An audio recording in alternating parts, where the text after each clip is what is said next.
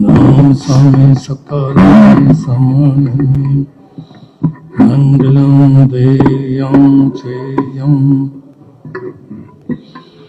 दिग्दयायं करे नाम स्वामी सकाले कल्याणं मंगलम देयं चेयं दिग्दयायं नाम स्वामी सकाले समाने मंगलम देयं चेयं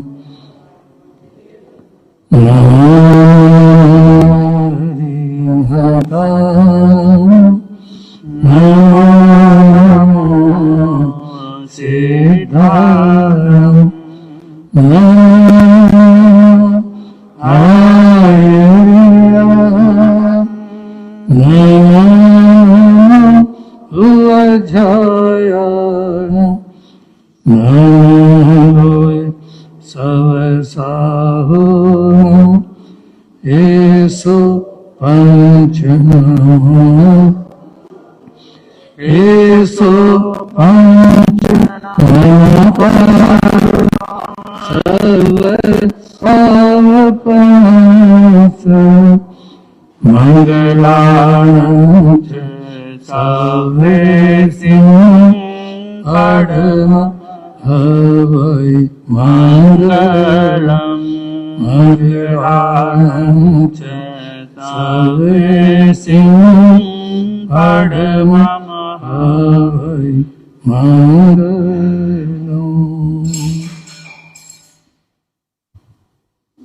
सिद्धानाम नमो किचा संजय ज्ञानम च भावो अथ धम गई तछम अनुसिद्धि सोने हमें फैले प्रेम परस्पर जग में मोह दूर पर रहा करे अप्रिय कटुक कठोर शब्द नहीं कोई मुख से कहा करे बनकर सब युग वीर हृदय से देशो न तीरथ रहा करे वस्तु स्वरूप विचार खुशी से निजानंद में रमा करे वस्तु स्वरूप विचार खुशी से निजानंद में रमा करे। अनंत उपकारी परम पूज्य शास्त्री गुरुदेव श्री उपेंद्र मुनि जी महाराज साहब के पावन पवित्र चरण कमलों में कोटि कोटि वंदन करने के उपरांत उपस्थित मोक्षाभिलाषी आत्माओं आपके समक्ष अपने विचार व्यक्ति करो से पढ़ो भजन की कुछ पंक्तियां हैं आशा आप सभी मिलकर बोलने का भाव रखेंगे। बोलिए चमत्कारी बाबा गुरुदेव श्री प्रेम सुख जी महाराज की प्रज्ञा मेरी श्री गुरुदेव श्री उपेंद्र मुनि जी महाराज की। हे मानव शुभ कर्म करे जा कर्म करे का फल मिल जाए नहीं तो कल मिल जाए मानव शुभ कर्म करे जा कर्म करे का फल मिल जा आज नहीं तो कल साधु संत महात्मा योगी राजी अनुराग के महाराजी अनुराग के माँ साधु संत महात्मा योगी राजी अनुराग के महाराजी को धन माया में राजी कोई राजी सर्व त्याग के माँ कोई राजी सर्व त्याग के माँ जो बस तू हो तेरे भाग में लाफा में भी अटल मिल जा, आज नहीं तो कल मिल जाए। मानव शुभ कर्म करे जा, कर्म करे का फल मिल जा, आज नहीं तो कल मिल जाए। मानव शुभ कर्म करे जा, कर्म करे का फल मिल जा, आज नहीं तो कर्म करे। रविदास भगत न पाई गंगा की सिद्धि, पाई गंगा की सिद्धि। कर्म करे रविदास भगत न पाई गंगा की सिद्धि, पाई गंगा की सिद्धि। कर्म करे ऋषि वाल्मीकि न कार छोड़ के बदनीति, कार छोड़ के बदनीति। कर्म से हाथी, कर्म से बगी, कर्म से बुद्धि बल मिल जा, आज नहीं तो कल मिल जाए। मानव शुभ कर्म करे जा, कर्म करे का फल मिल जा, आज नहीं तो कल मिल जाए। मानव शुभ कर्म करे जा, कर्म करे का फल मिल जा, आज नहीं तो कर्म से छोटा कर्म से बड़ा, कर्म काम का मेल बताया, कर्म काम का मेल बताया। कर्म से छोटा कर्म से बड़ा, कर्म काम का मेल बताया, कर्म काम का मेल बताया। कर्मा के अनुसार मिले सब, लिखा होया वेद में जाया, लिखा होया वेद में जाया। कर्म से बंदा नीच कहावे, कर्म से गाड़ी हल मिल जा, आज नहीं तो कल मिल जाए। मानव शुभ कर्म करे जा, कर्म करे का फल मिल जा, आज नहीं तो है। मानव शुभ कर्म करे जा, कर्म करे का फल मिल जा, आज नहीं तो कर्म से चेला, कर्म से सतगुरु, कर्म से आत्म ज्ञान मिले, कर्म से आत्म ज्ञान मिले। कर्म से चेला, कर्म से सतगुरु, कर्म से आत्म ज्ञान मिले, कर्म से कर्मा का दंड पड़े भोगना, कर्मा ते संतान मिले, कर्मा ते संतान मिले। कर्मा का दंड पड़े भोगना, कर्मा ते संतान मिले, कर्मा ते संतान मिले। फिर परमानंद भगवान मिले जनो, दूध बीच में जल मिल जा, आज नहीं तो कल मिल जाए। मानव शुभ कर्म करे जा, कर्म करे का फल मिल जा, आज नहीं तो मानव शुभ कर्म करे जा, कर्म करे का फल मिल जा, आज नहीं तो कल मिल जाए। मानव शुभ कर्म करे जा, कर्म करे का फल मिल जा, आज नहीं तो कल मिल जा।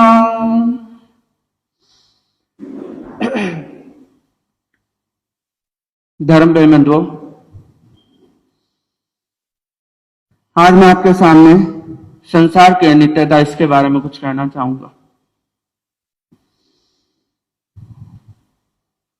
संसार की अनित्यता को दर्शाने वाला एक प्रसिद्ध श्लोक है, अनित्यम यौवनम रूपम जीवितम द्रव्य संचय ऐश्वर्य प्रिय संवासो मुहा मंत्र न पंडित है। अर्थात यौवन रूप जीवन, द्रव्य संचय, ऐश्वर्य और सगे संबंधियों का सहवास सब कुछ अनित्य है। पंडित जन जो होते हैं वो इनमें मोहित नहीं होते, क्योंकि इनमें से कोई भी चीज रहने वाली नहीं है। चाहे परिवार हो, चाहे पुत्र हो, चाहे बंधु बांधव हो, इस संसार में हमारा कोई भी रिश्ता हो वो शाश्वत रहने वाला नहीं है।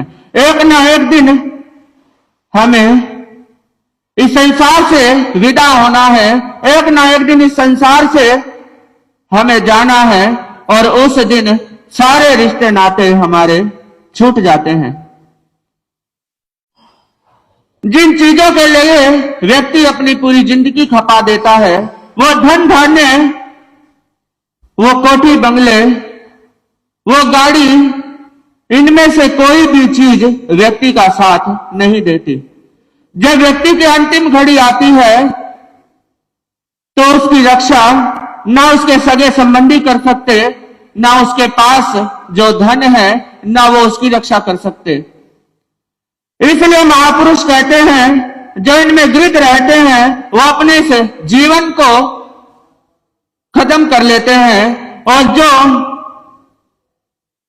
इन चीजों से विरक्त हो जाते हैं, जो इन चीजों का सवितर ही त्याग कर देते हैं, वो अपने आप को इस संसार में अमर कर लेते हैं। भगवान राम, भगवान श्री कृष्ण, भगवान महावीर, भगवान ऋषभ देव आदि इसके उदाहरण हैं। इसलिए महापुरुष कहते हैं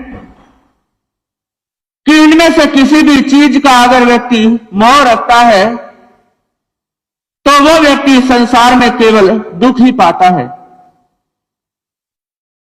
पारसी धर्म के एक धर्म गुरु थे जो पारसी धर्म का प्रचार प्रसार किया करते थे। उनके 2 पुत्र थे जिन पुत्रों से वो बड़ा प्रेम करते थे, और पुत्रों के मोह में वो बहुत ज्यादा फंसे हुए थे। एक बार अचानक ही उनके दोनों पुत्रों का देहांत हो जाता है। तो उन पारसी धर्म गुरु की जो धर्म पत्नी थी, उन्होंने सोचा कि मेरे पति जब घर आएंगे और वो इन पुत्रों को इस अवस्था में देखेंगे तो पता नहीं उनका क्या होगा, क्योंकि वो अपने पुत्रों से बड़ा प्रेम करते हैं। एक पल के लिए भी वो अपने पुत्रों को अपनी आंखों से दूर नहीं देख सकते। उस समय उस धर्म गुरु की धर्म पत्नी एक योजना बनाती है जिससे कि उसके पति को ज्यादा दुख ना हो। दुख तो उसे भी बहुत था, लेकिन वो अपने आप को संभालती है और दोनों पुत्रों को भीतर कमरे में चारपाई पर लिटाकर उनके ऊपर कपड़ा ढक देती हैं। शाम का समय हुआ, पारसी धर्म गुरु अपने घर पर आए। घर पर आते ही पूछते हैं दोनों पुत्र कहां पर हैं। उनकी धर्मपत्नी ने कहा आपका इंतजार करते करते वो सो गए। उस धर्म गुरु ने देखा दोनों बच्चे आराम से सो रहे हैं। वो बाहर आते हैं और भोजन इत्यादि करने बैठ जाते हैं। उनकी धर्मपत्नी ने भोजन परोसा और जब भोजन लगभग पूरा होने वाला था तब कहने लगी कि पति देव, 3-4 दिन पहले जो पर्व था उस पर्व के लिए मैं पड़ोस वाली महिला से कुछ स्वर्ण आभूषण लेकर के आई थी। अगर आप कहो तो वो स्वर्ण आभूषण मैं उसे वापस कर दूं। धर्मगुरु ने कहा कि ये तो तुम्हें पहले ही कर देना चाहिए था। किसी की अमानत हमारे पास ज्यादा दिन तक नहीं रहनी चाहिए। तुम्हें उसी दिन काम होते ही वो वापस कर देने चाहिए थे, लेकिन अब तुम जाओ और जल्दी से वो आभूषण उसे वापस करके आओ। वो महिला कहने लगी कि वो बात तो ठीक है, लेकिन मेरा उन आभूषणों से मोह हो गया है। मुझे वो आभूषण बड़े ही प्रिय लगते हैं, मन नहीं करता उन्हें देने के लिए। पारसी धर्म गुरु थोड़ा मुस्कुराते हैं और कहने लगे कि वो किसी दूसरे की अमानत है, हम उसे कैसे रख सकते हैं। दूसरे की चीज से कैसा मोह। ऐसा करो, तुम जाओ, पहले वो आभूषण उसे वापस करके आओ। अब उस महिला ने जैसे ही यह बात सुनी कि दूसरे की चीज से कैसा मोह, तभी वह महिला अपनी बात को स्पष्ट करती है और कहती है, पति देव, मैं भी यही कहना चाहती हूं कि जो चीज दूसरे की है उस चीज से कैसा मोह। और ये कहते हुए उसने अपने पति को बच्चे की ओर इशारा करते बताया कि ये जिसके थे उसके पास वापस जा चुके हैं। इसलिए मैं आपसे भी यही बात कहती हूं कि दूसरे की चीज से आप भी मोह ना रखें और आप ज्यादा दुखी ना हो। जब पारसी धर्म गुरु ने अपनी पत्नी की बात का रहस्य समझा तो उस समय उसे भी ज्यादा दुख नहीं होता और वो भी समझ जाता है कि अब उसके पुत्र इस संसार में नहीं रहे। और उस समय वो पारसी धर्म गुरु अपने आप को संभालता है, अपने पुत्रों का अंत्येष्टि करता है, संस्कार करता है और उसके बाद अपने आप को दोबारा धर्म में स्थापित कर लेता है। इसलिए महापुरुष कहते हैं कि व्यक्ति जब इस संसार की चीजों में, जब व्यक्ति इन मोहों के बंधनों में आसक्त नहीं होता, जब अपनी आसक्ति को तोड़ लेता है तो उसे इस संसार से ज्यादा दुख भी नहीं होता। इस संसार की कोई चीज अगर उसे बिछड़ जाती है तो उसे उतना दुख नहीं होता। लेकिन अगर व्यक्ति इन संसार की चीजों में रचा पचा रहता है, अगर व्यक्ति मोह में धंसा रहता है तो उसे जब जब उससे उसकी प्रिय वस्तु छूटती है तब उसे बड़ा ही दुख होता है, बड़ी परेशानी होती है। कहा भी है, राजा राणा छत्रपति हातिम के सवार, मरना सबको एक दिन अपनी अपनी बार। चाहे कोई राजा हो, चाहे मंत्री हो, चाहे कोई अमीर हो, चाहे कोई गरीब हो, चाहे कोई बूढ़ा हो, चाहे कोई जवान हो या कोई बच्चा हो, मृत्यु किसी को भी नहीं छोड़ती। जब मृत्यु आती है तो वो उस व्यक्ति को लेकर ही जाती है। चाहे वो व्यक्ति कितना ही बलशाली क्यों ना हो, चाहे वो व्यक्ति कितना ही ताकतवर क्यों ना हो, जब वो आएगी तो जिसे वो लेने के लिए आई है उसे लेकर ही जाती है। इस संसार की कोई भी शक्ति उसे रोक नहीं सकती। इसलिए महापुरुष कहते हैं कि अगर आप इस संसार में सुखी जीवन बिताना चाहते हैं, अगर आप अपनी आत्मा को उत्थान करना चाहते हैं तो आप इस संसार की किसी भी वस्तु से मोह ममत्व का भाव न रखते हुए ज्यादा से ज्यादा अपने आप को भगवान की भक्ति में, प्रभु के भजन में लगाने का प्रयास करें। क्योंकि भगवान की भक्ति और प्रभु सिमरन यही ऐसी चीजें हैं जो व्यक्ति को इस जन्म में भी काम आती है और परभव में भी व्यक्ति का साथ नहीं छोड़ती। इसलिए मैं आप सभी से कहना चाहूंगा, आप भी अपने इस जीवन में से समय निकालकर ज्यादा से ज्यादा भगवान की भक्ति, प्रभु का सिमरन करने का प्रयास करें, क्योंकि यही चीज व्यक्ति का जीवन सुखी बनाती है। इन्हीं भावनाओं के साथ ओम शांति।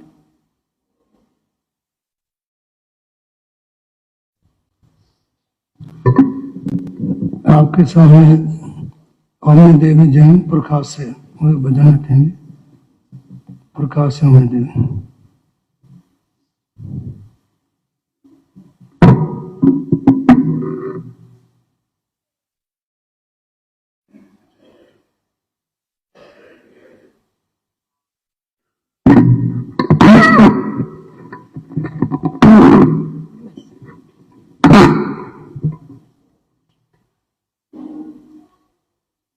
बड़ी में साथ दियो गला मेरा पंजम थप्पड़ कर दिवाली ने कति मचियार बियान बोल रहेगी करो दिया की मेहरबानी से गला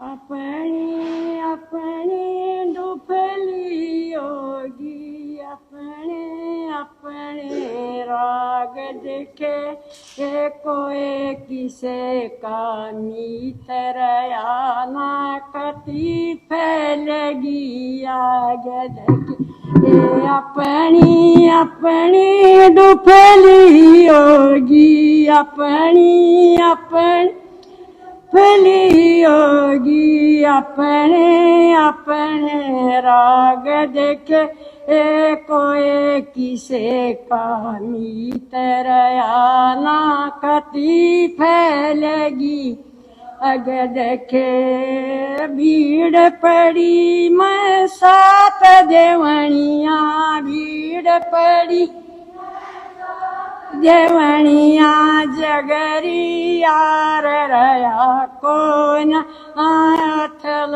पथल युया जमाना कतियत बार रया को भीड़ पड़ी मैं सात देवनिया भीड़ पड़ी सात देवनिया जगरी यार रया को नाथल पथल युया जमाना कतियत बार को जकर सुदामा का साथी था जकर सुदामा का साथी था कृष्ण मुरार रया कौन दुखी भीड़ पड़ी मैं बूझनिया कोई नर नार रया को नाज कर सुदामा का साथी था जकर सुदामा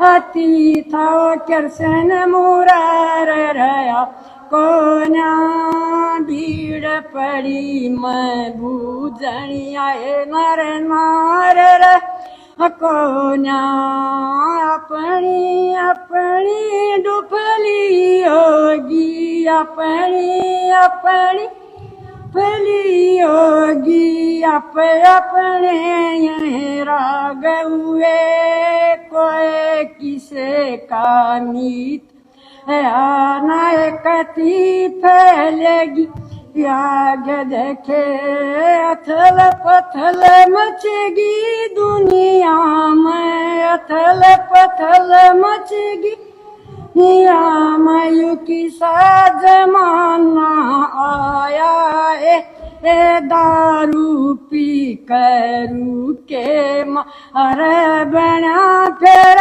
मरदाना अथल पथल मचेगी दुनिया में अथल पथल मचेगी यहाँ मयू की सा जमाना आया पी कर दारू रू के मरे बना फिर मरद नाए बाण भाई का प्यार रहा ना बाण भाई का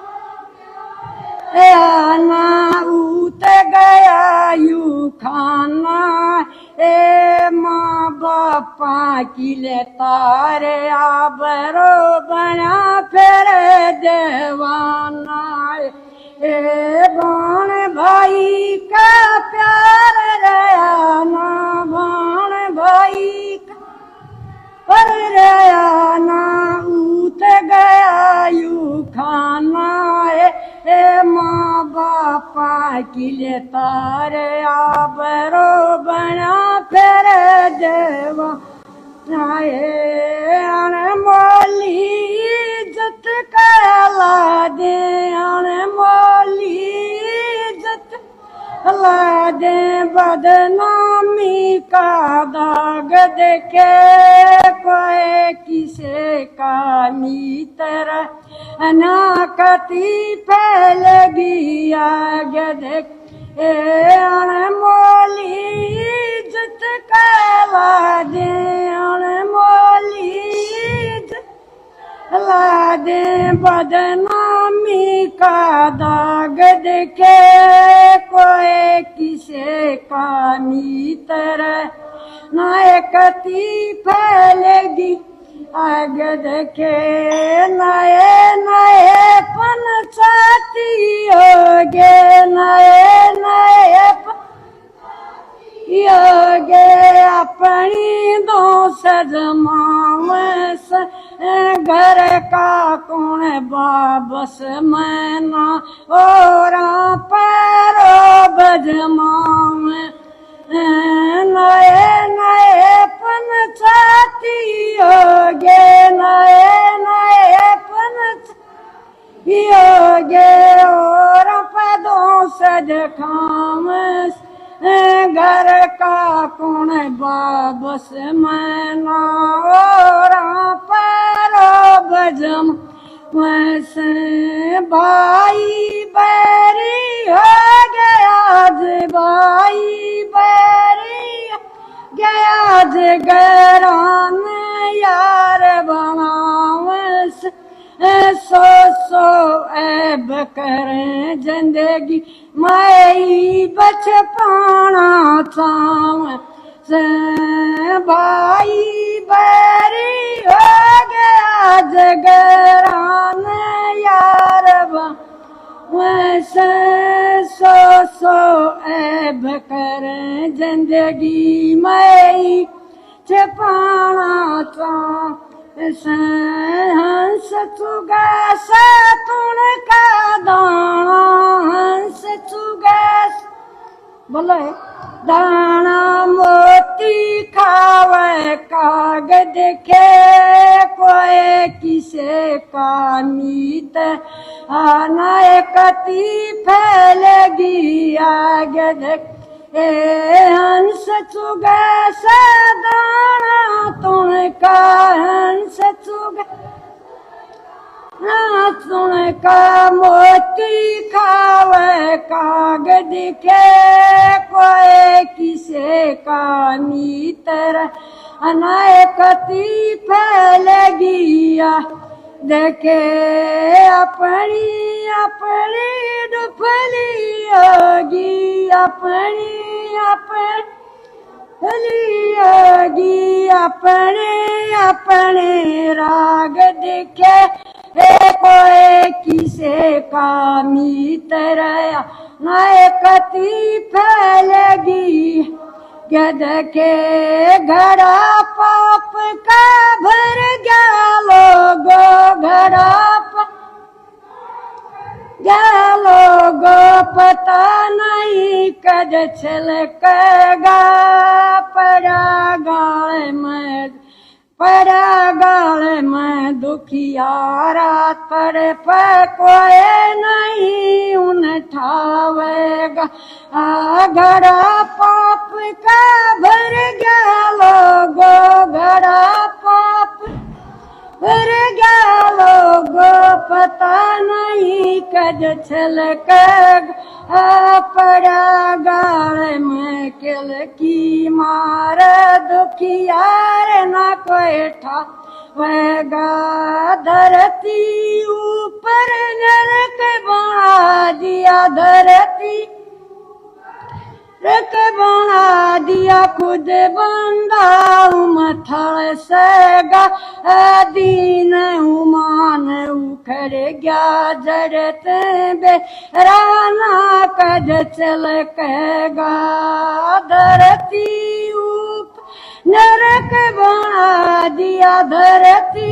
ऊप बना दिया खुद बंदा मथल सेगा दीन उमान उखड़ गया जरत बेराना कजस कहेगा अपनी अपनी डुफली होगी अपनी डुफली होगी अपने अपने राग हुए कोई किसे का मीतर अनायकती फैलेगी आगे।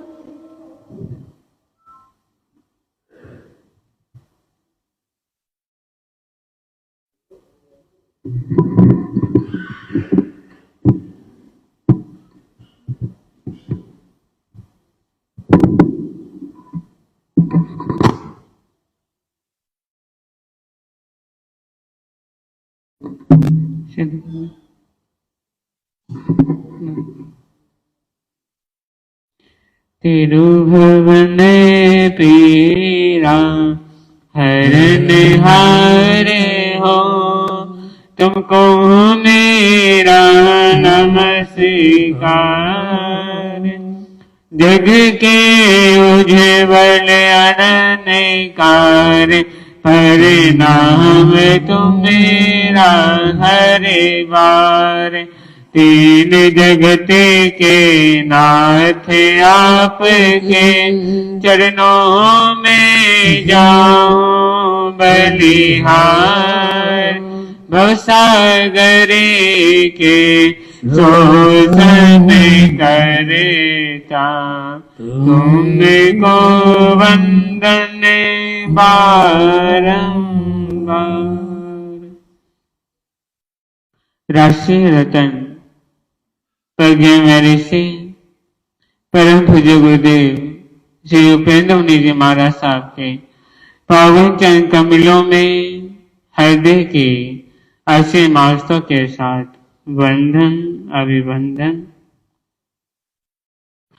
उपस्थित धर्म प्रेमी बंधुओं, आपके समक्ष अपने विचार रखो उससे पूर्व कुछ पंक्तियां सभी मिलकर बोलने का भाव रखेंगे। बोलिए चमत्कारी दादा गुरुदेव श्री प्रेम सुख जी महाराज की, परम पूज्य गुरुदेव श्री उपेंद्र मुनि जी महाराज की। जब कोई नहीं आता मेरे गुरुवर आते हैं, मेरे दुख के दिनों में वो बड़े काम आते हैं। मेरे दुख के दिनों में वो बड़े काम आते हैं। जब कोई नहीं आता मेरे गुरुवर आते हैं, मेरे दुख के दिनों में वो बड़े काम आते हैं। मेरे दुख के दिनों में वो बड़े काम आते। गुरुवर मेरी पीड़ा, गुरुवर मेरी पीड़ा झट पहचान जाते हैं। मेरे दुख के दिनों में वो बड़े काम आते हैं। मेरे दुख के दिनों में वो बड़े काम आते। मेरी नैया चलती है, पतवार नहीं मिलती। मेरी नैया चलती है, पतवार नहीं मिलती। किसी और की अब मुझको दरकार नहीं सुनती। किसी और की अब मुझको दरकार नहीं सुनती। मझधार में नाव मेरी, मझधार में नाव मेरी वो पार लगाते हैं। मेरे दुख के दिनों में वो बड़े काम मेरे दुख के दिनों में वो बड़े काम आते हैं। गुरुवर मेरी पीड़ा, गुरुवर मेरी पीड़ा झट पहचान जाते हैं। मेरे दुख के दिनों में वो बड़े काम आते हैं। मेरे दुख के दिनों में वो बड़े काम आते। जो दिल से याद करे ये उनके हो जाए। जो दिल से याद करे ये उनके हो जाए। जो दर पे फरियाद करे ये झोली भर जाते। जो दर पे फरियाद करे ये झोली भर जाती। खुशियों का जीवन में, खुशियों का जीवन में पैगाम लाते हैं। मेरे दुख के दिनों में वो बड़े काम आते हैं। मेरे दुख के दिनों में वो बड़े काम। गुरुवर मेरी पीड़ा, गुरुवर मेरी पीड़ा झट पहचान जाते हैं। मेरे दुख के दिनों में वो बड़े काम आते हैं। मेरे दुख के दिनों में वो बड़े काम। ये बड़े दयालु हैं, दुख पल में हरते हैं। ये बड़े दयालु हैं, दुख पल में हरते हैं। अपने भक्तों का ये हर काम करते हैं। अपने भक्तों का ये हर काम करते हैं। दुखियों के दुखों को, दुखियों के दुखों को ये पहचान जाते हैं। मेरे दुख के दिनों में वो बड़े काम। मेरे दुख के दिनों में वो बड़े काम आते हैं। गुरुवर मेरी पीड़ा, गुरुवर मेरी पीड़ा झट पहचान जाते हैं। मेरे दुख के दिनों में वो बड़े काम आते हैं। मेरे दुख के दिनों में वो बड़े काम। ये इतने बड़े हो करे दीनों से प्यार करे। ये इतने बड़े हो करे दीनों से प्यार करे। सदियों से सुदामा के चावल स्वीकार करे। सदियों से सुदामा के चावल स्वीकार करे। ये अपने भक्तों का कहना, ये अपने भक्तों का कहना पल में मान जाते हैं। मेरे दुख के दिनों में ये वो बड़े काम आते हैं। मेरे दुख के दिनों में वो बड़े काम।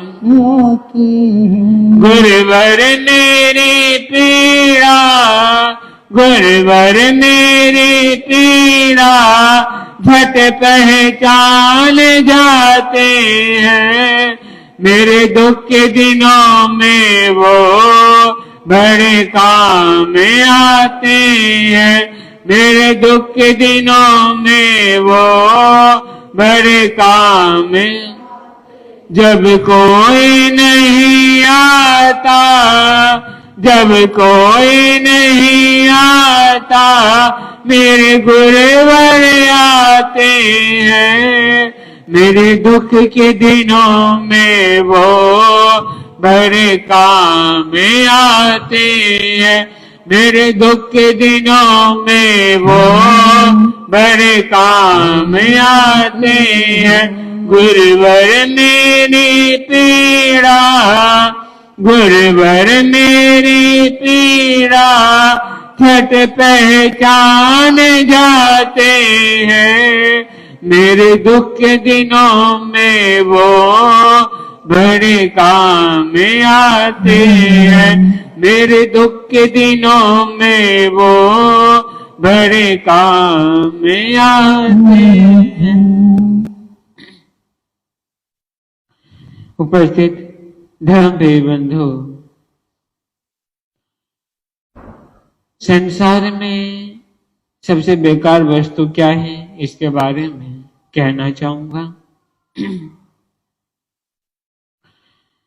कहते हैं इस संसार में जो चीज उत्पन्न हुई है, जो चीज है संसार में पैदा हुई है, हर एक चीज का कोई ना कोई महत्व है, लेकिन उस महत्व को हम कितना समझते हैं, कितना विचारते हैं, ये हर चीज मानव पर निर्भर करती है। चाहे संसार में कोई भी चीज है, मानव भी उपयोगी है, जो पेड़ पौधे हैं, कंकड़ है, हर चीज संसार में उपयोगी है, लेकिन हम उस संसार की हर चीज को कैसे समझते हैं, कैसे देखते हैं, कैसे विचार करते हैं। क्योंकि हर एक इंसान की फिरक है, हर इंसान का दिमाग एक जैसा नहीं होता। कोई इस महत्व को समझ लेता है, क्योंकि कण कण में कहते हैं भगवान के बसा करते हैं, तो उन महत्व को किस प्रकार समझते हैं। कहते हैं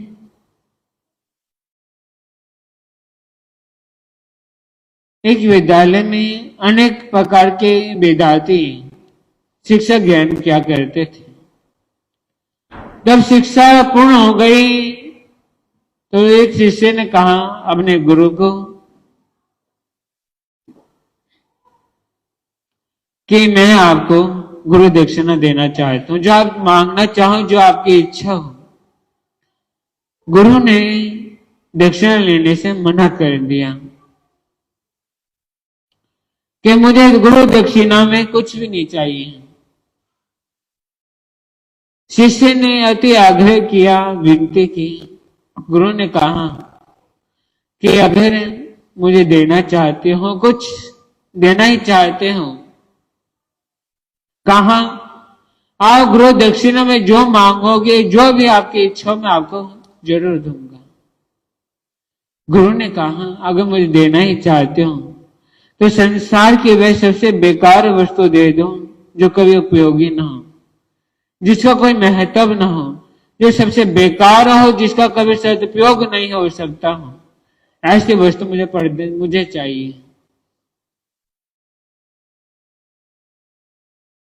शिष्य के मन में विचार आया है कि ऐसी कौन सी वस्तु जिसका कोई महत्व नहीं है, जिसका कोई अस्तित्व नहीं है, जिसका कोई उपयोगी ना, कोई महत्व ना हो, ऐसी कौन सी वस्तु हो सकती है। उसने पूरा नगर छान मारा, ऐसी कोई वस्तु उसको मिली नहीं कि कोई बेकार वस्तु का उपयोगी, कोई महत्व हो। अब वह इसी विचार से जंगल में जा रहा था। जंगल के रास्ते से तो देखा एक जगह पर मिट्टी का ढेर लगा हुआ है, मिट्टी का चट्टा लगा पड़ा था, मिट्टी बिखरी पड़ी थी। तो शिष्य ने सोचा इससे बेकार वस्तु क्या हो सकती है। उन्हें अपने गुरु को ये दे देता हूं, जो बेकार वस्तु है क्योंकि इसका कोई उपयोगी नहीं है, जंगल में वैसी ही पड़ी है। जैसे ही मिट्टी उठाने के लिए हाथ बढ़ाया तो ऐसी आवाज आई कि मिट्टी सबसे बेकार वस्तु कैसे हो सकती है। मिट्टी भी सबसे उपयोगी है। इस सृष्टि का संसार, सृष्टि की रचना, इस सृष्टि का अस्तित्व मिट्टी से है। मानव का भी अस्तित्व मिट्टी से है। जो जिस मकान में आप रहते हैं उसका अस्तित्व भी मिट्टी से है, और आखिरी में सभी को इस मिट्टी में मिल जाना। मानव भी मिट्टी से बना है। आप जिस मकान में, जिस घर में, जिस भवन में आप रह रहे हैं, वह उसका निर्माण भी एक मिट्टी के द्वारा हुआ है। और आखिरी में समय अनुसार, समय के आने का, वक्त के आने के बाद उस सभी को मिट्टी में मिल जाना। इसलिए एक मिट्टी भी, कण भी महत्वपूर्ण है। उन्हें चाहिए मिट्टी तो उपयोगी है, बेकार वस्तु तो हो ही नहीं सकती। और आगे बढ़ा तो देखा कहीं घने सारे पत्थर पड़े हुए थे और उन्हें पत्थरों की तरफ तब हाथ बढ़ाया तो वहां से भी आवाज आ गई। जब मिट्टी बेकार नहीं हो सकती तो मैं कैसे बेकार हो सकता? मतलब किसी भी मूर्ति का निर्माण एक पत्थर के द्वारा हुआ है। उसी पत्थर को आप छप्पन भोग चढ़ाते हैं, जल चढ़ाते हैं, अनेक प्रकार की उसके आगे पूजा अर्चना करते हैं तो एक पत्थर भी उपयोगी है। कहते हैं कांटा भी उपयोगी है। जब किसी के पैर में कोई कांटा लगता है, कोई कंकर कांटा भी चुभ जाता है, उसको निकालने के लिए कांटे का उपयोग किया जाता है। अब उसके मन में विचार आया, संसार में कोई विकल्प वस्तु तो है ही नहीं, तो मैं अपने गुरु को दक्षिणा में दूं क्या? वापिस आ गया निराश हताश होकर। कहा, गुरु ने कहा क्या कुछ मिला बेकार वस्तु जिसका कोई अस्तित्व नहीं है, कोई महत्व नहीं है? कोई बेकार वस्तु मिली या नहीं? कहा गुरु ने, शिष्य ने कहा गुरुदेव मैं पूरे नगर में घूम लिया, पूरे जंगल में घुमाया, लेकिन बेकार वस्तु मिली नहीं। अब मैं आपको गुरु दक्षिणा दूं तो क्या दूं? तो गुरु ने कहा एक बार अपने अंदर झांक कर देखो, अपने भीतर की बुराइयों को देखो, अपने विचारों को देखो, अपने अवगुणों को देखो। उससे बेकार वस्तु कोई संसार में नहीं हो सकती। आप दूसरों के अवगुण देख लेते हैं, दूसरों की बुराइयों को देख लेते हैं, दूसरों की अंदर की बुरी चीजों को देख लेते हैं, लेकिन अपने विचारों को नहीं देखते, अपनी बुराइयों को नहीं देखते, अपने अवगुणों को नहीं देखते। केवल इंसानों को दूसरे के विचार तो दिखाई देख जाते हैं, दूसरों के अवगुण दिख जाते हैं, लेकिन इंसान के अंदर के अवगुण कभी नहीं देखते। तो गुरु ने कहा सबसे बेकार वस्तु यही है कि अपने गुणों को त्यागना, अपनी बुराइयों को त्यागना, अपने विचारों को जो संकीर्ण बन चुके हैं उसको विशाल करना। कहते हैं एक बार कर्मयोगी श्री केशव ने दुर्योधन से कहा कि संसार में जितने भी अच्छे लोग हैं, उनकी इस नगर में जितने भी अच्छे लोग हैं उनकी लिस्ट बनाकर लाओ। और युधिष्ठिर से कहा जितने भी बुरे लोग हैं इस नगर में उनकी लिस्ट बनाकर मुझे देनी है। कुछ समय दे दिया, कुछ समय बाद दोनों अपनी लिस्ट लेकर आए, देखा दोनों की लिस्ट खाली पड़ी थी। दुर्योधन से कहा कि तुम्हारी लिस्ट खाली क्यों पड़ी है? कहा जितने में मैं नगर में लोग देखे, जितने भी मैंने जिनसे मिला, सबके अंदर बुराई छिपी हुई है। और युधिष्ठिर की लिस्ट देखा, क्या तुम्हारी भी खाली? क्या तुम्हें कोई बुरे लोग मिले नहीं? कहा मिले, लेकिन उनके अंदर बुराइयों के साथ कोई ना कोई अवगुण अवश्य छिपा है। कहते हैं हर एक व्यक्ति में सारी बुराई नहीं होती, सारे अवगुण नहीं होते, कोई ना कोई अवगुण, कोई ना कोई अच्छाई हर एक इंसान के अंदर छिपी होती है। लेकिन फर्क है देखने का, फर्क है इंसानों के विचारों का, फर्क है हमारी सोच का कि हम किसी के अंदर की अच्छाइयों को देख रहे हैं या गुणों को देख रहे हैं। दुर्योधन को हर एक के अंदर बुराई दिखाई देती थी और युधिष्ठिर को हर एक के अंदर गुण दिखाई देते थे। तो संसार में सबसे बेकार वस्तु है इंसान के अवगुण, सबसे बेकार वस्तु उसकी सोच, उसकी समझ। अगर संसार से कल्याण करना चाहते हैं, संसार से उत्थान करना चाहते हैं, तो अपने अवगुणों को त्यागें और अपने विचारों में सोचें क्या इन विचारों को त्यागने से आपका आत्मा कल्याण हो सकता है या नहीं। तभी हम संसार का कल्याण उत्थान कर सकते हैं। तो बोलिए महापंजा प्रवर्तक बाल ब्रह्मचारी दादा गुरुदेव श्री भागवत जी महाराज की।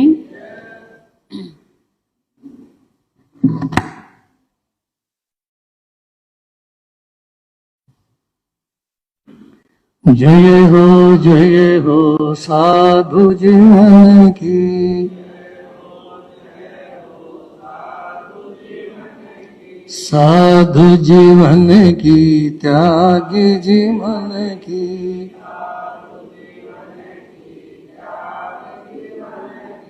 सरसमोह को जो अथ भय, कल्प वृक्ष सम सुख के, इंद्र पूज्य महावीर को करता हूँ शतंबा।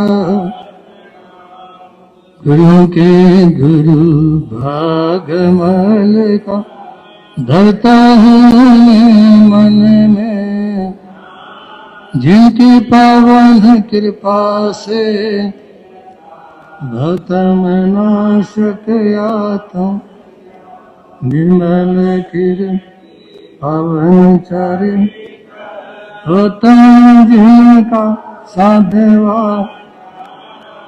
महिमाशाली पर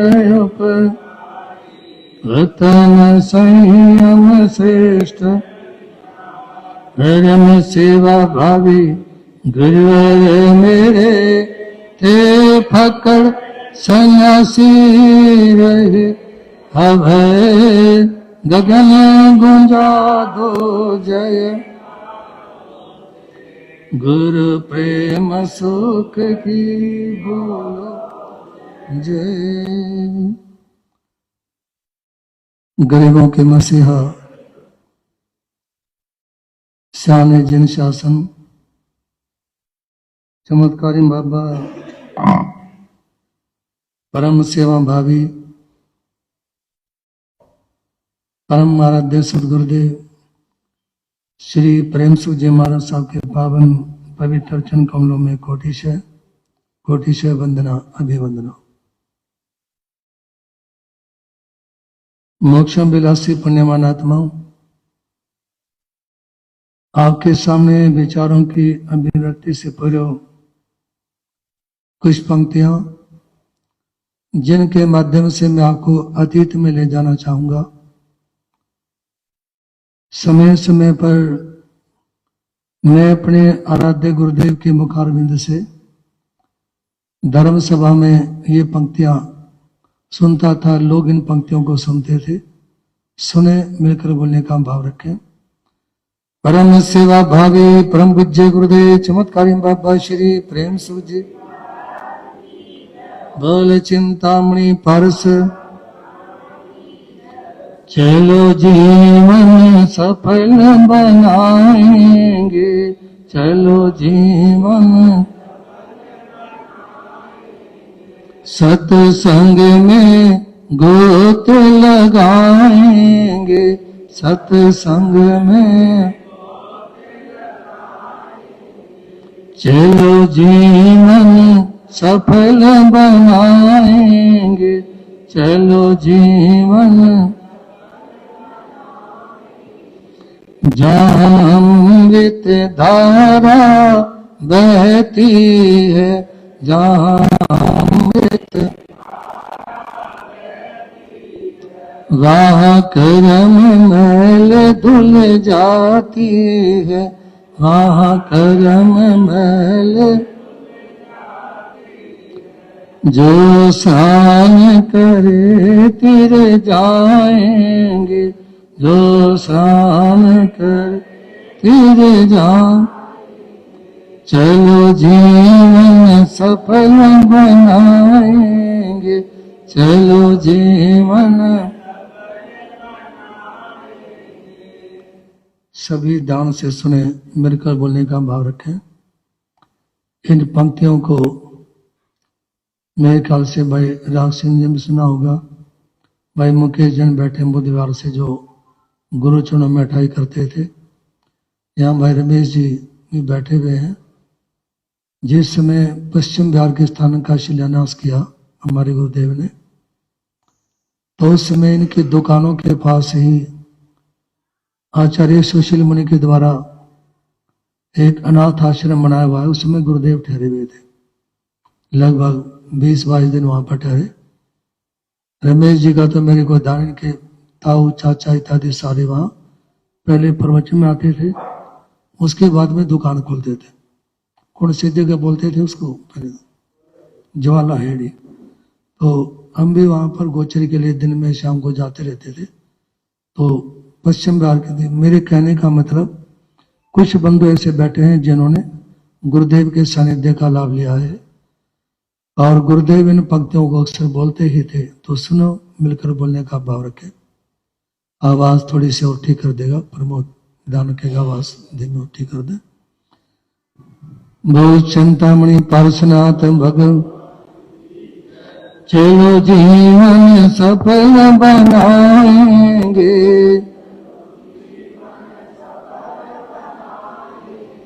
सत्संग में गोते लगाएंगे,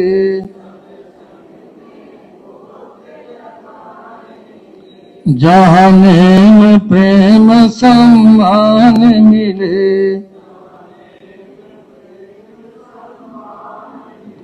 जहाँ पाप पुण्य का ज्ञान मिले,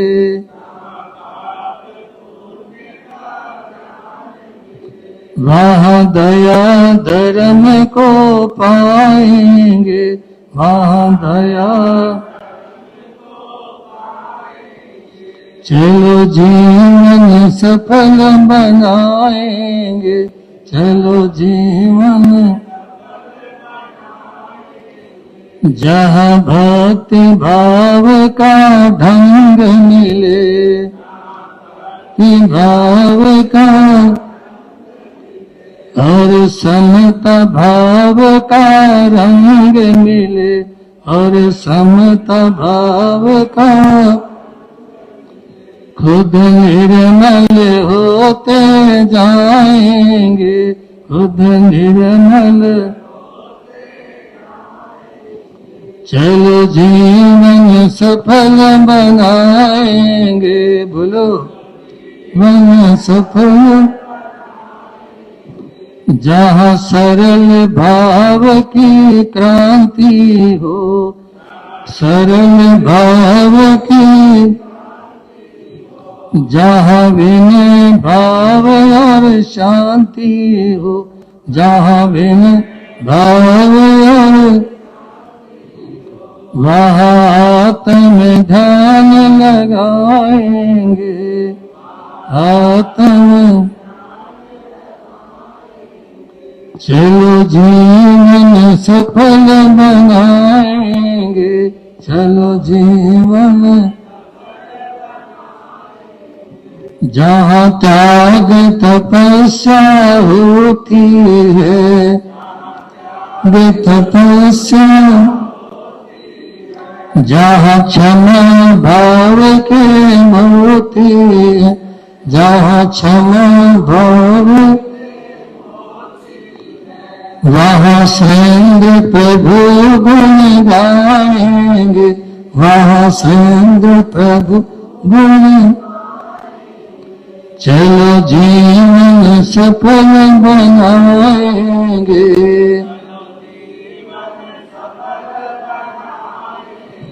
सत्संग में गोत लगाएंगे, सत गोत लगा।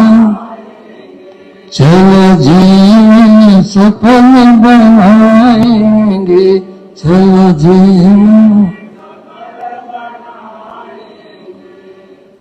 ठोकर इसलिए नहीं लगती कि व्यक्ति गिर जाए, ठोकर इसलिए लगती है ताकि व्यक्ति संभल जाए।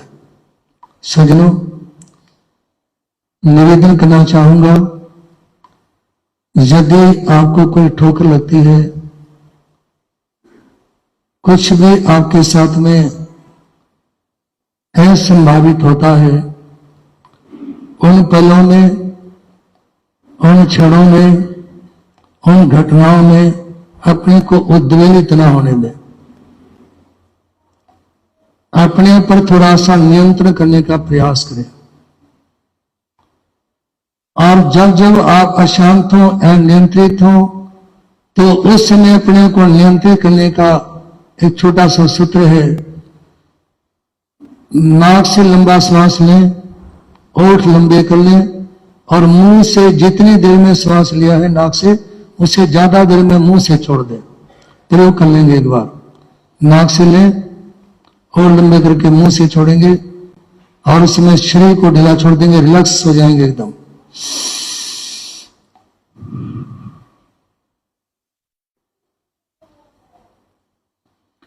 जब जब भी आप अशांत हो उस समय इस सूत्र का प्रयोग कर लें। इसी के साथ निवेदन करना चाहूंगा, सम्यक दर्शन की पहचान। श्रद्धा, श्रद्धा परम दुर्लभ। श्रद्धा बड़ी मुश्किल से आती है। याद रखना, यदि घास उगानी है, कंटीली झाड़ियां उगानी है, तो आपको उसके लिए कुछ भी करने की जरूरत नहीं है। सिर्फ आप उस जगह को खाली छोड़ दें। उसमें पानी भी नहीं देना, उसमें निराई पताई इत्यादि भी नहीं करनी। जैसे आप बरसात के दिनों में नदी के किनारे पार्कों के दाएं बाएं देखते हैं, बहुत सारा कांग्रेस सी घास, बहुत सारे ऐसे घास अपने आप ही पैदा हो जाते हैं जिनको उगाया नहीं गया, पानी नहीं दिया गया। वो उन पौधों से भी बड़े हो गए जिनको पानी दिया गया। वो उन पौधों से भी ऊंचे चले गए जिनको सींचा नहीं गया, जिनकी देख रेख की गई।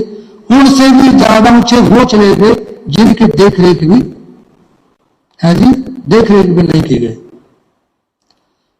मतलब जैसे घास बिना प्रयास के अपने आप उग जाती है, लेकिन कोई पौधा लगाना हो, कोई वृक्ष लगाना हो, तो उसको सींचना भी पड़ता है, धूप भी देनी पड़ती है, खाद भी देना पड़ता है। तो जैसे घास अपने आप उग जाती है और कोई पौधा परिश्रम करना पड़ता है उसको लगाने के लिए, इसी तरह से अश्रद्धा, शंका, दुर्भावनाएं ये अपने आप पैदा हो जाती है।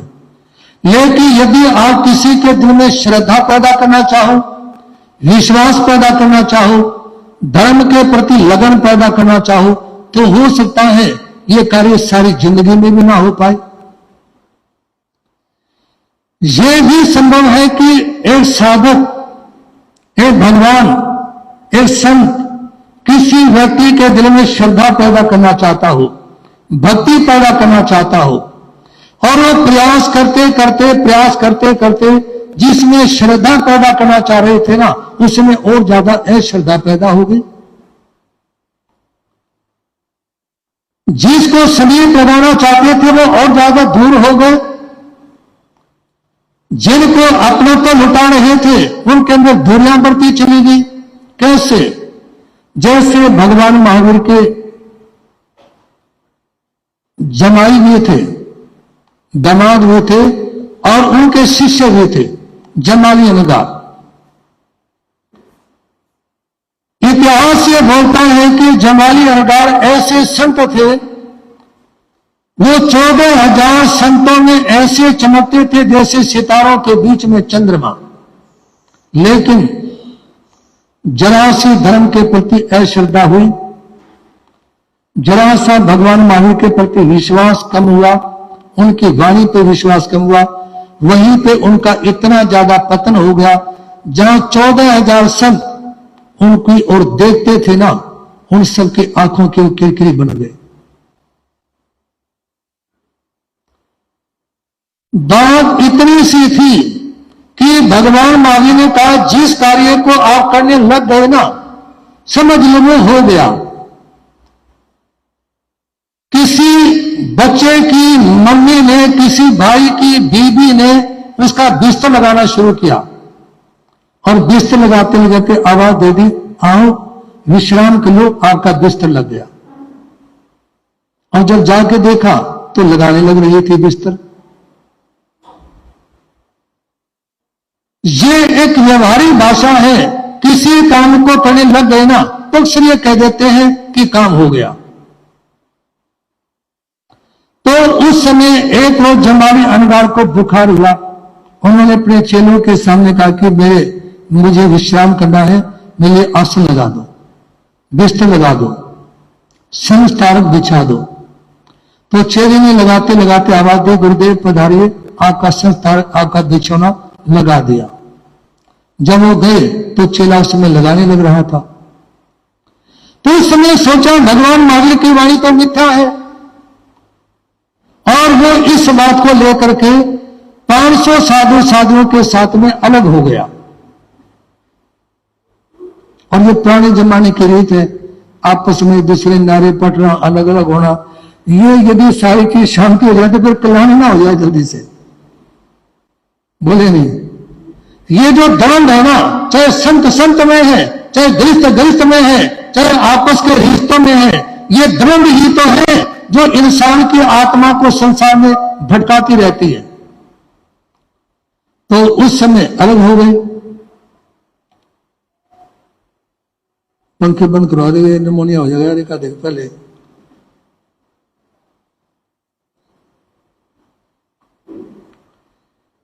बोले भगवान महावीर स्वामी।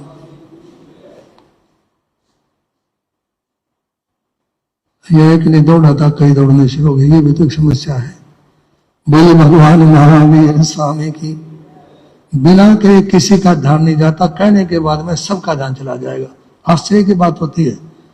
महावीर महावीर कहिए, तेरे लगते नहीं रहिए। बोलो ठंड भी दूर हो जाएगी। महावीर महावीर कहिए, तेरे लगते नहीं रहिए।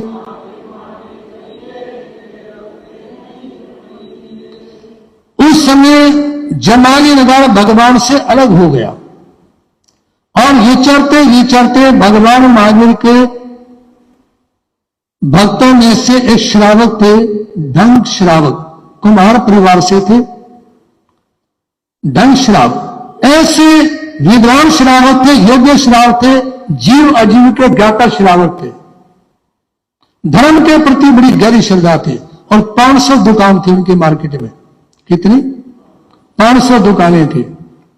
उनके घर पे भगवान महावीर ठहरते रहते थे और पुणे उनके यहां पर गए। और गए कौन? जमालिनदार अपने 500 शिष्यों के साथ। क्योंकि अलग होने के बाद में भी गुरु भक्तों के बिना कोई ठिकाना भी नहीं होता। कोई अलग भी चला जाए ना तो भी ठिकाना गुरु भक्तों के पास ठिकाना मिलेगा और कहीं नहीं मिल सकता, स्थान ही नहीं मिल सकता और कहीं पे। तो उस समय वो भी अलग होने के बाद कहां गए? भगवान महावीर के जो भक्त थे ढंगश्राव, उसके घर पे गए, रुके।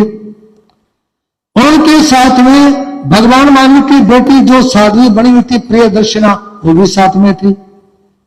दोपहर को 1 घंटा स्वाध्याय की क्लास थी और जो साध्वी थी ना, उसकी चादर थोड़ी पीछे दूर तक फैल गई, मतलब बैठते समय ध्यान नहीं रहा, पल्ला जैसे दूर तक हो जाता है।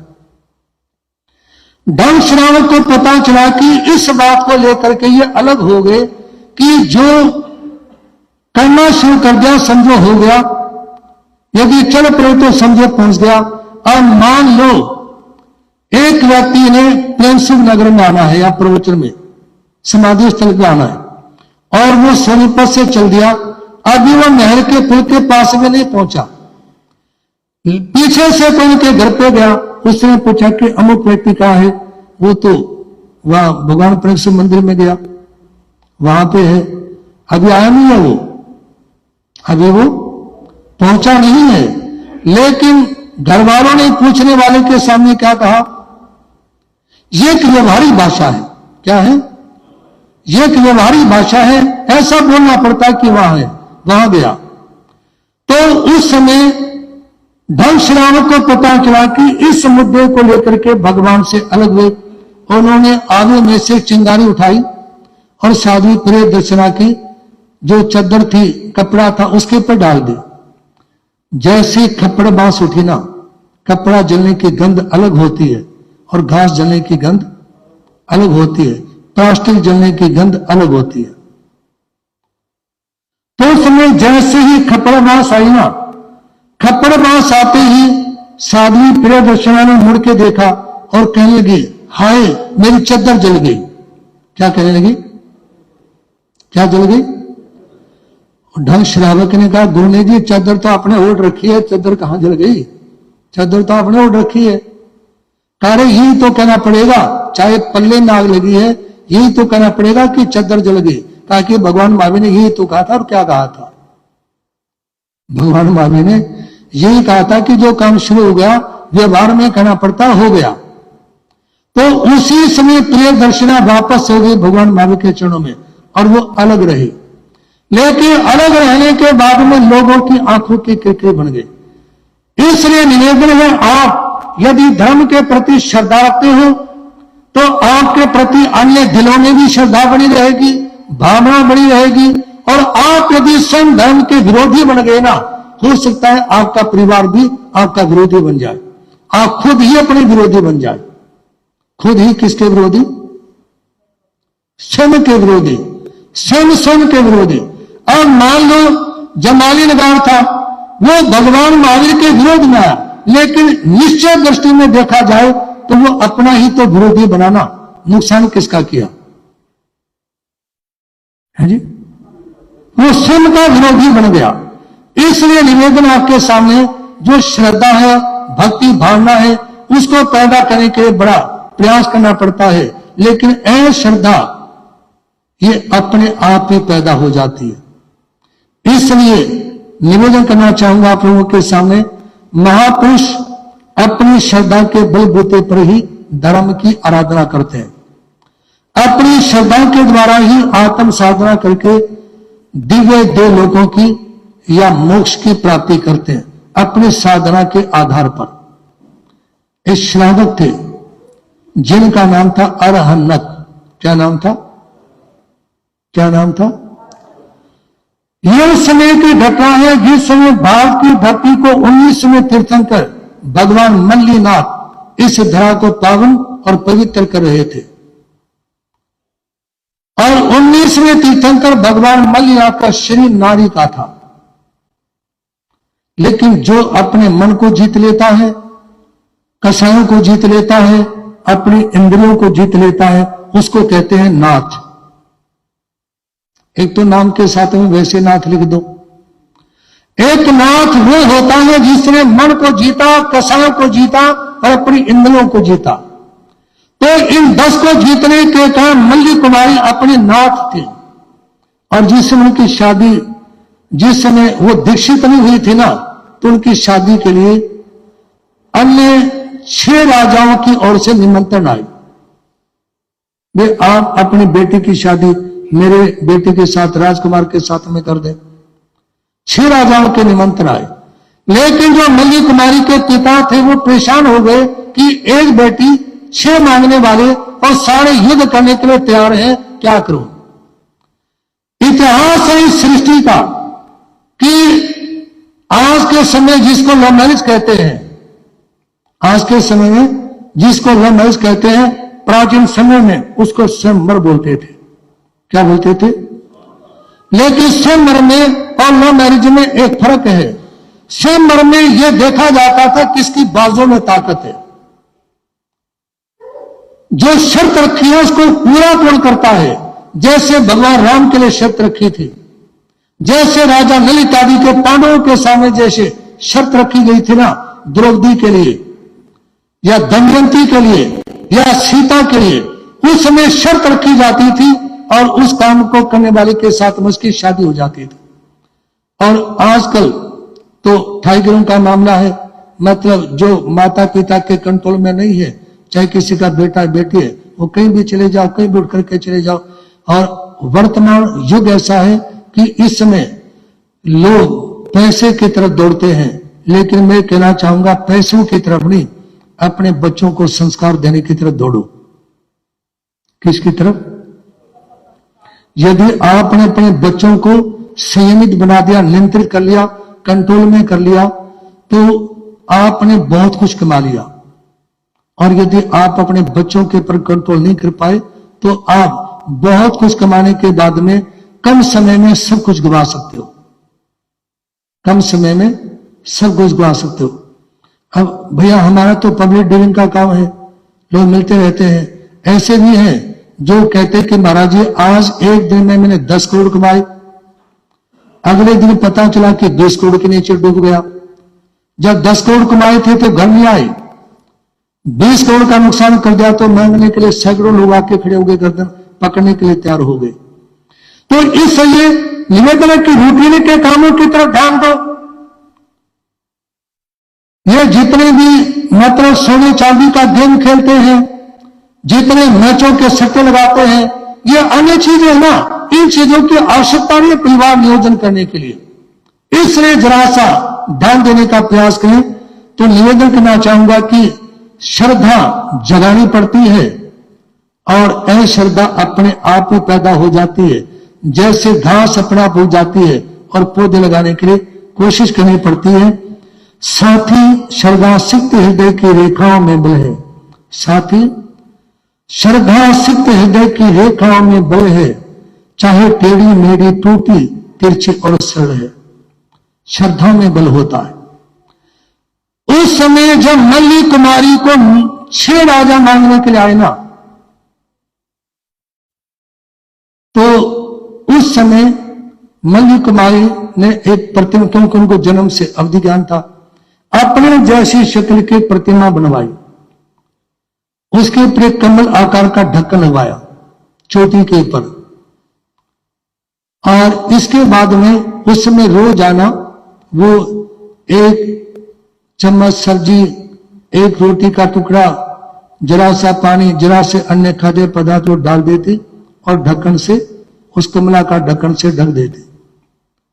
और जब कुछ दिन हो गए ये प्रोग्राम चलते हुए, तो उन्होंने उस प्रतिमा के चारों तरफ छोटे छोटे 6 कमरे बनवाए और उन 6 राजकुमारों को ठहराया वहां पे।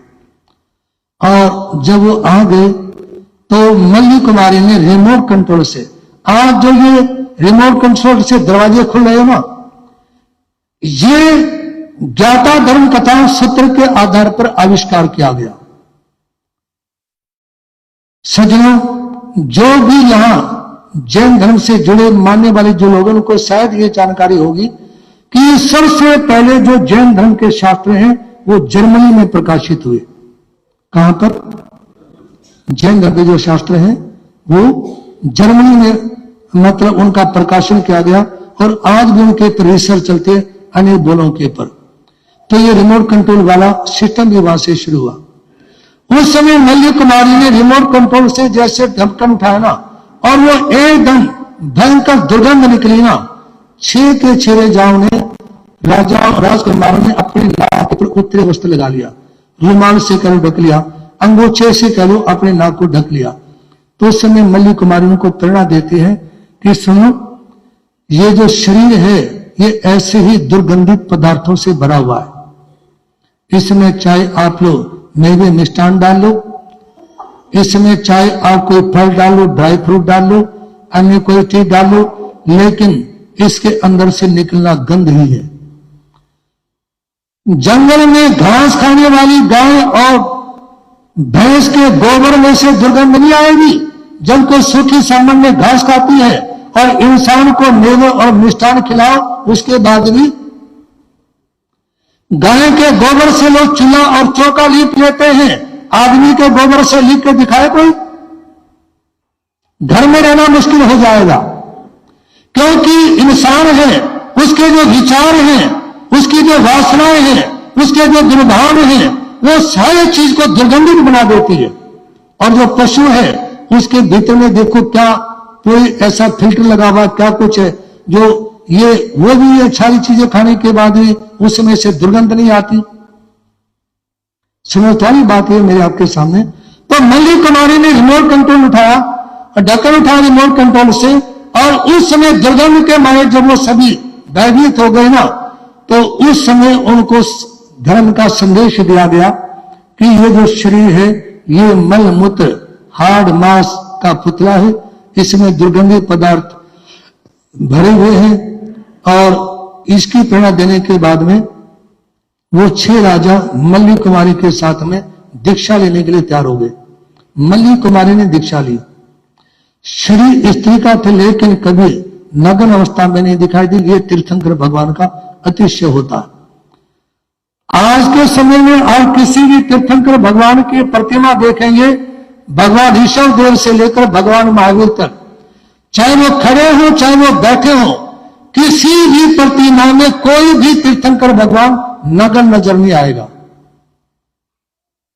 कोई भी तीर्थंकर भगवान नग्न अवस्था में नजर नहीं आएगा। यह तीर्थंकर भगवंतों का अतिशय होता है। तो मल्ली कुमारी भी 19वें तीर्थंकर थे और उस समय उन्होंने ऐसी साधना की, ऐसी घनघोर साधना कि 57वें दिन उनको केवल ज्ञान और केवल दर्शन हो गया। हो सकता है या कोई एक आध बैठा भी हो जिन भगवान मल्लीनाथ ने जहां साधना की तो जगह को देखा हो। हस्तिनापुर में, हस्तिनापुर से जब एक गांव है रामराज, मुजफ्फरनगर की तरफ जाते समय, तो हस्तिनापुर में प्रवेश करने से पहले एक नदी आती है और नदी के किनारे किनारे 3-4 किलोमीटर आगे रामराज की तरफ जाओ तो 19वें तीर्थंकर भगवान मल्लीनाथ की टोंक आती है। जिस समय हम पहली बार वहां गए तो जंगल में चरण थे। इस समय इसी साल हम जिस समय गए उधर, तो वहां एक शानदार सुंदर मंदिर बना हुआ है। तो मेरे कहने का अभिप्राय कि उस जंगल में भगवान मल्लीनाथ ने वहां पर साधना की और 57वें दिन उनको केवल ज्ञान और केवल दर्शन की प्राप्ति हुई। तो इसलिए निवेदन है अपने भीतर में श्रद्धा पैदा करने का भाव रखें। इस बारे में और भी बोलना था लेकिन मन में आया कि हो सकता है आप लोग थोड़ी बहुत ठंड महसूस कर रहे हो, आपकी ठंड को दूर कर दें पहले, ठीक है ना? पहले आपकी ठंड भाग जाए, इसके बाद फिर जरा सावधान हो जाएगा। 10 मिनट जान समझने ठीक टाइम पर आप लोगों को छोड़ने का प्रयास रहेगा। आप सभी अपने स्थानों पर खड़े हो जाएं 1 मिनट के लिए। हल्के से घुटने मोड़ेंगे फिर सीधा हो जाएंगे। हल्के से घुटने मोड़ो फिर सीधा हो जाओ। जल्दी जल्दी करो,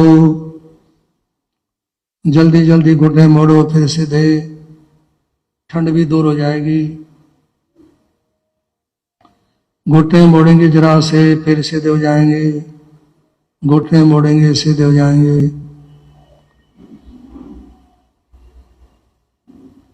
ऐसे करे भी शायद जिंदगी में बहुत टाइम हो गया होगा, पहली बार ऐसा कर रहे होगे। घुटने मोड़ो फिर से देख रहो, घुटने मोड़ो फिर से देख रहो। बहुत अच्छे, बहुत अच्छे।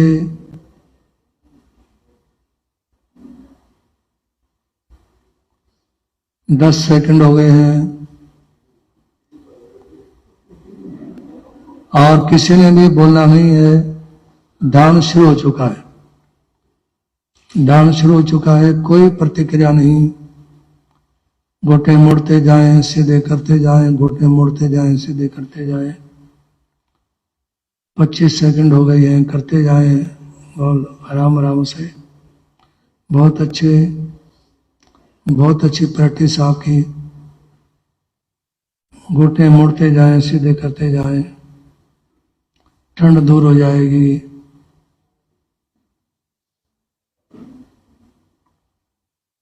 करते जाएं, 10 सेकंड बाकी हैं अभी, करते जाएंगे। बैठ जाओ, कोई बात नहीं। 5 मिनट की रियायत दे दी आपको, 5 सेकंड की। बैठ जाओ सब। और जरा से कान मसल लो, जिनको ठंड लग रही हो।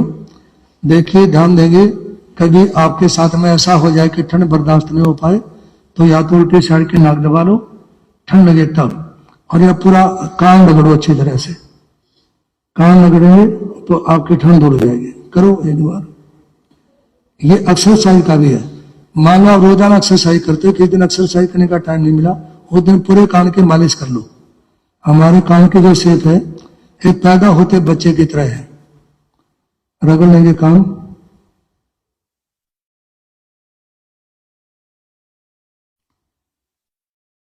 मास्टर भी तो बच्चे का कान ही पकड़ता है, जिस दिन होमवर्क नहीं रखा उसके कान को गर्म करता है।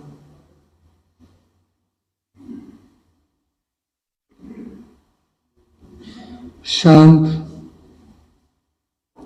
उल्टा हाथ नाभि के नीचे, सज्जात उल्टे हाथ के ऊपर, दोनों अंगूठे आमने सामने मिले हुए। कोमलता के साथ आंखें बंद कर लें। कोमलता के साथ आंखें बंद, रीढ़ की हड्डी सीधी, सहारा नहीं लेंगे। मैं जीवो और जीने दो आत्म धाम में प्रवेश करने के लिए वीतराग धारा में समा गया हूं। निंद्रा तंद्रा में नहीं जाऊंगा, जागरूक रहूंगा। समय पश्चात वापस लौट आऊंगा। मैं जीवो और जीने दो आत्म धाम में प्रवेश करने के लिए वीतराग धारा में समा गया हूं। निंद्रा तंद्रा में नहीं जाऊंगा, जागरूक रहूंगा। समय पश्चात वापस लौट आऊंगा। मैं जीवो और जीने दो आत्म धाम में प्रवेश करने के लिए वीतराग धारा में समा गया हूं। निंद्रा तंद्रा में नहीं जाऊंगा, जागरूक रहूंगा। समय पश्चात वापस लौट आऊंगा। रीढ़ की हड्डी सीधी, मांसपेशियों को ढीला छोड़ दें। शरीर का पूरा वजन आसन पर महसूस करें।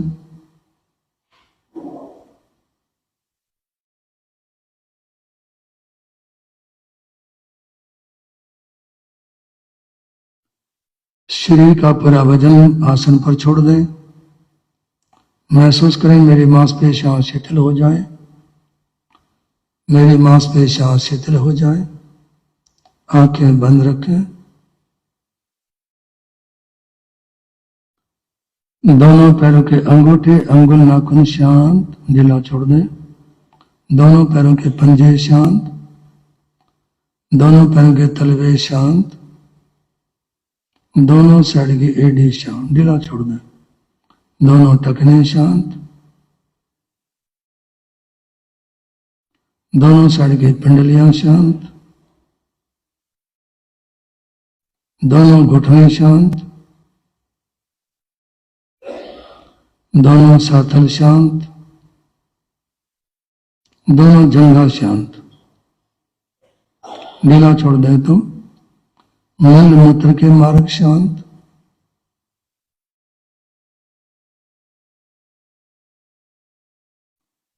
पेट, नाभि शांत, छोटी आंत, बड़ी आंत शांत, अपेंडिक्स, किडनी शांत, तिल्ली, पित्त की थैली शांत, ढीला छोड़ दें।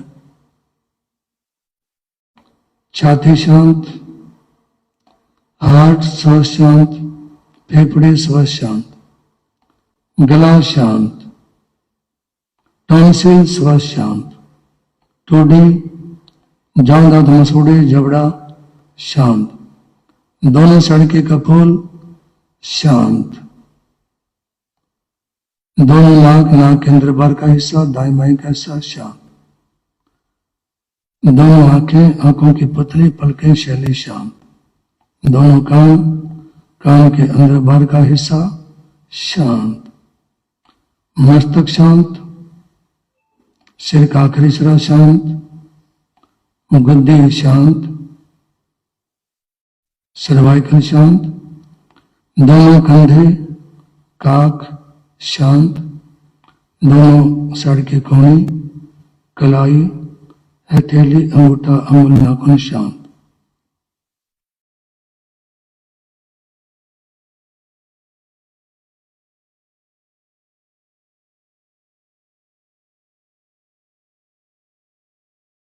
सर्वाइकल शांत, रीढ़ की हड्डी स्व शांत, देश हिप्स शांत, पैर के अंगूठे से लेकर शरीर के आखिरी शरीर तक पूरा शरीर शांत।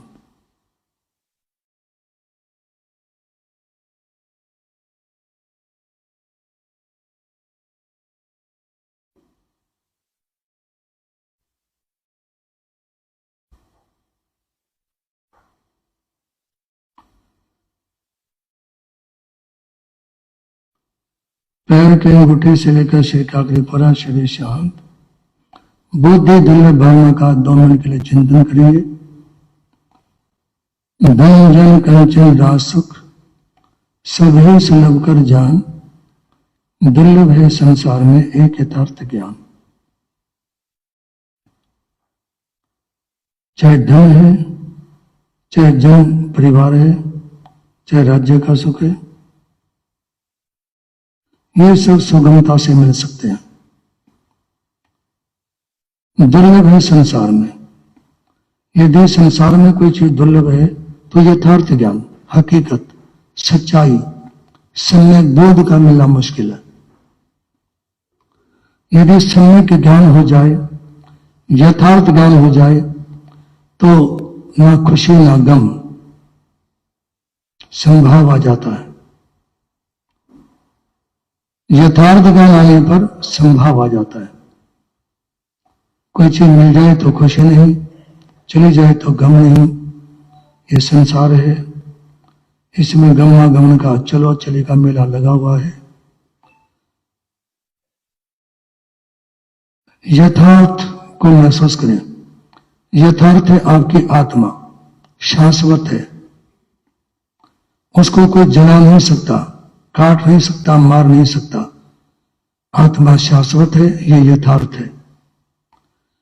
शरीर 5 तत्वों से बना है। पृथ्वी, पानी, अग्नि, वायु, आकाश। 5 तत्वों से इसका निर्माण हुआ और पुण्य उन्हीं में मिट्टी मिल जाएगी। इसका स्वभाव, पुद्गल का स्वभाव गलना, सड़ना, विध्वंस होना, इसका स्वभाव है। पुद्गल का स्वभाव है गलना, सड़ना, विध्वंस होना। ये पुद्गल का स्वभाव है। इस यथार्थता को महसूस करें कि शरीर पुद्गलों से बना है, मिट्टी इत्यादि से बना है, पुण्य मिट्टी इत्यादि मिल जाएगा। आत्मा इससे भिन्न है, शरीर आत्मा से भिन्न है। इस यथार्थ को स्वीकार करें।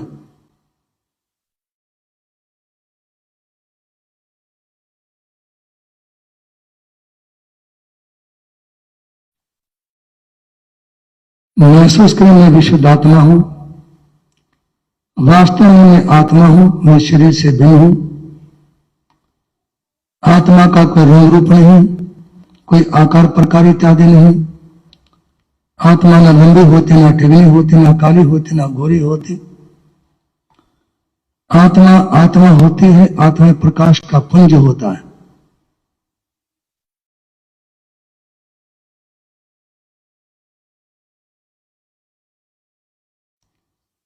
महाप्राण ध्वनि करेंगे। जीव का गिलास ऊपर को लगा लें, होंठ बंद रखें, आंखें बंद रखें, नाक से ओम का उच्चारण करेंगे।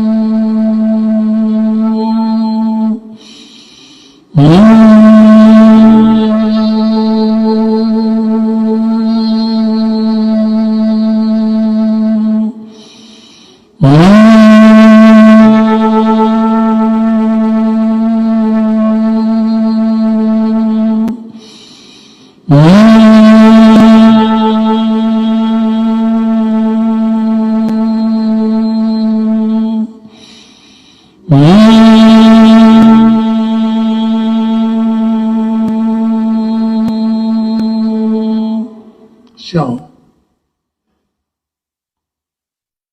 3 बार ओम का उच्चारण करके प्रयोग संपन्न करेंगे। प्रयोग संपन्न करने के बाद भी आंखें बंद रहे, जब तक कहा ना जाए आंखें नहीं खोलेंगे।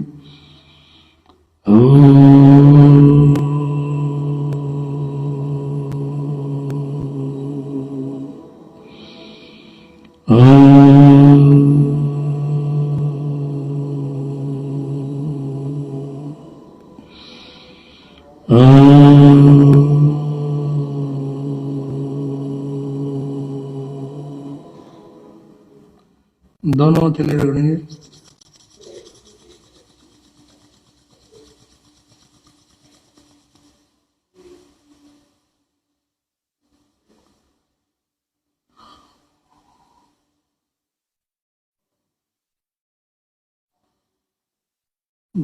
आंखें ढक लें,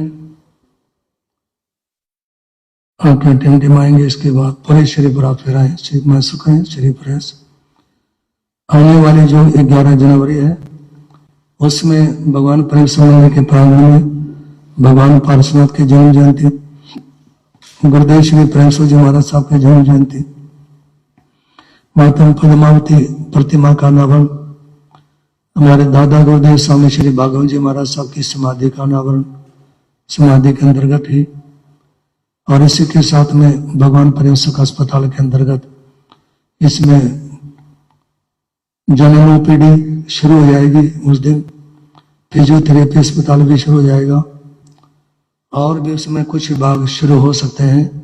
ये 2 तो निर्धारित हो चुके हैं, और उसमें शारीरिक सेवा का सहयोग श्री प्रकाश जी और श्री संत सिंह का भी उसमें डॉक्टरों की टीम के साथ में इनकी ड्यूटी रहेगी देख रेख की। ये उसमें रोजाना टाइम देने का भाव रखेंगे उसी व्यवस्था के तहत, क्योंकि उस दौरान हम भी यहाँ पर नहीं होते हैं और संस्था के लोग भी रोज रोज नहीं आ पाते हैं, तो आप लोग उस चीज की तरफ ध्यान देंगे। और इसी के साथ में उस रोज कुछ अन्य गणमान्य लोगों का भी आगमन रहेगा, और इस बीच में हो सकता उस दिन या उससे पहले ब्लड डोनेशन कैंप भी लगाया जाए, तो उसमें भी आप लोग अपना ब्लड डोनेशन कैंप लगता तो रक्तदान देने का भाव रखें। और जो 11 जनवरी का कार्यक्रम है उसमें आप सह परिवार इष्ट मित्रों से पहुंचे और कार्यक्रम का पूरा लाभ लें। 9 बजे कार्यक्रम शुरू हो जाएगा। उस रोज लगभग 12 साढ़े 12 बजे तक कार्यक्रम रहेगा, उसमें सभी पहुंचे और अपनी उपस्थिति दर्ज कराएं, और जिसकी जहां भी ड्यूटी लगे सेवा करें। बल्कि मैं तो ये कहना चाहूंगा कि जब भी आप संस्थान में आते हैं, आपको जो भी सेवा नजर आए आप उसमें स्वयं की इच्छा से ही सेवा का भाव रखें। यहाँ जब हम नहीं होते तो श्री प्रकाश जी और श्री संत नंबरदार जी ये आते हैं, और यहाँ पर जो सुकेश है, प्रमोद है, ये उनका सहयोग करते हैं। ऐसा उन लोगों ने हमारे को बताया कि दोनों आकर के हमारा यहाँ सहयोग करते हैं, साथ देते हैं, तो इसलिए उस बात की तरफ पूरा ध्यान रखेंगे। और भाई ये जो सचिन दया यहाँ पर, वो भी हमेशा कोई भी कार्य हो उसको अपनी जिम्मेवारी से देखते हैं, करते हैं। सभी अपना पूरा 11 जनवरी के कार्यक्रम में लाभ लें, और मंगल पाठ के बाद में भी आप लोग अपना दान देंगे। जो व्यवस्था है भोजन इत्यादि ग्रहण करने की, यहीं पर चटाई वो आसन लगा करके बैठ करके भोजन कर सकते हैं। हाल में भी जगह खाली है, वहां भी आप लोग लाभ सकते हैं, यहाँ भी आप लाभ ले सकते हैं। और श्री नरेंद्र जी दया बंधुरली वाले, वो स्वयं भी और उनके बेटे भी यहाँ पूरी सेवा देते हैं। किसी भी टाइम उनके पास किसी भी सामान के लिए कोई सूचना दो कि इस समाधि के अंदर इस सामान की आवश्यकता है, वो ना दिन देखते हैं ना रात देखते हैं। किसी भी समय कोई काम बताया जाता है तो दोनों भाई उज्जवल भी और राहुल भी वो उसकी तरफ पूरा ध्यान देते हैं। हार्दिक साधुवाद है। और साधुवाद है आप सभी भाई बहनों का जो भी आज इस कार्यक्रम में मंदिर स्थल में आए। और 11 जनवरी का पुण्य आप पूरा ध्यान देंगे। आप सभी अपने स्थानों पर खड़े हो जाएंगे, जयकारे बोले, मंगल पाठ श्रवण करें। गरज कर बोलेंगे श्रवण भगवान महावीर स्वामी, चिंतामणि पार्श्वनाथ भगवान की, महापुंजा प्रवर्तन बाल ब्रह्मचारी दादा गुरुदेव स्वामी श्री भागवत जी,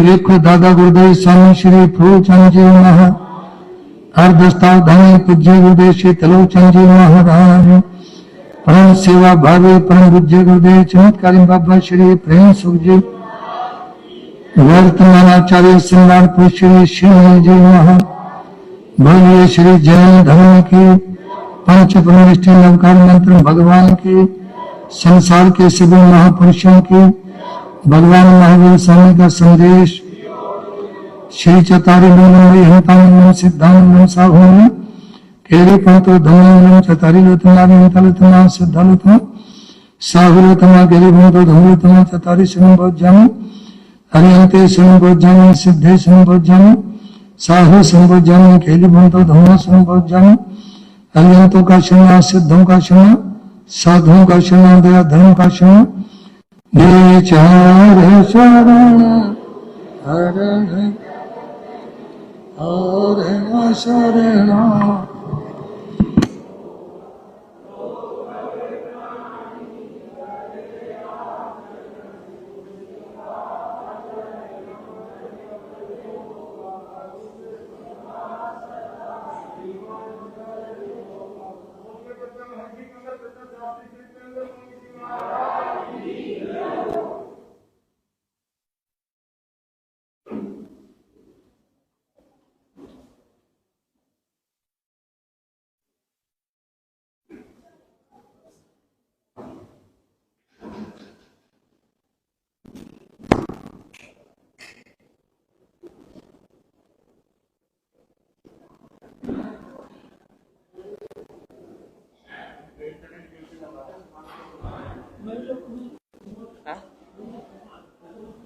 करके रखते थोड़ी